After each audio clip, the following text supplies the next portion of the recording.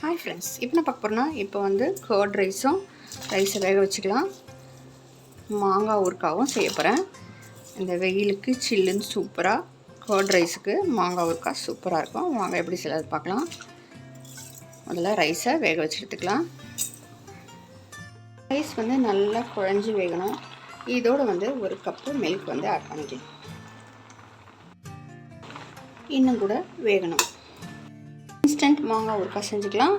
சாதம் வேகத்துக்குள்ளே மாங்காவை கட் பண்ணி எடுத்துக்கலாம். இதுக்கு வந்து 2 ஸ்பூன் வந்து கடுகு தேவை, 1 ஸ்பூன் வந்து வெந்தயம், அப்புறம் தனி மிளகாத்தூள், நல்லெண்ணெய்.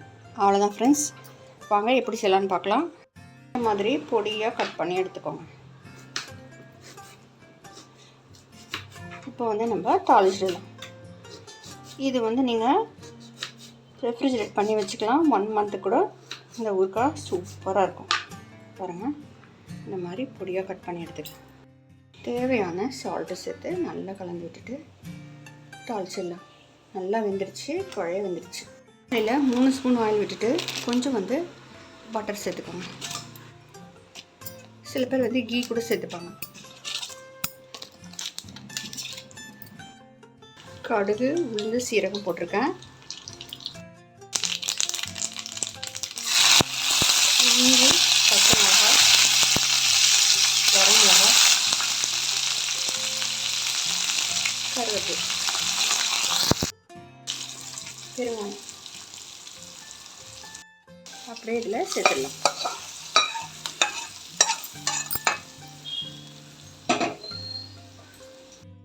இப்போது இதில் வந்து கர்ட் சேர்த்துக்கலாம். நல்லா கலந்து விட்டுக்கலாம். கொஞ்சம் மில்க் ஆட் பண்ணிக்கலாம். அப்போ வந்து புளிக்காமல் இருக்கும் உங்களுக்கு. நல்லா கலந்து விட்டுக்கோங்க. வந்து கர்ட் சேர்த்துக்கலாம். இதில் பத்தலைன்னு நான் வந்து அதில் மாற்றி விட்டேன். கடுகு வந்து 2 ஸ்பூனு, நான் வந்து 1 ஸ்பூனு. கடுகு வந்து 2 ஸ்பூனு, வெந்தயம் வந்து 1 ஸ்பூனு. அப்போ தான் வந்து கசப்பு எடுக்காமல் இருக்கும். மாங்காய் ஊறுக்காய்க்கு மாங்காவை கட் பண்ணி எடுத்துகிட்டு தேவையான சால்ட்டு சேர்த்துக்கோங்க. தனி மிளகாய் பொடி சேர்த்துக்கிறேன். ஒரு 4 ஸ்பூன் சேர்த்துக்கிறேன். காரத்துக்கு எவ்வளோ தேவையோ நீங்கள் சேர்த்துக்கலாம்.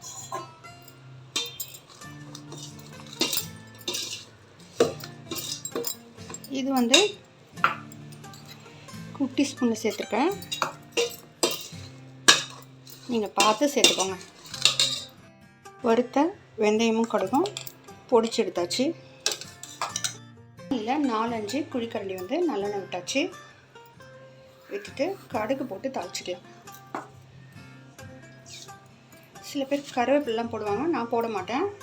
கடுகு பொரிஞ்சோன்னே மாங்காவை ஆயிலில் சேர்த்து நல்லா கலந்து விட்டுக்கலாம்.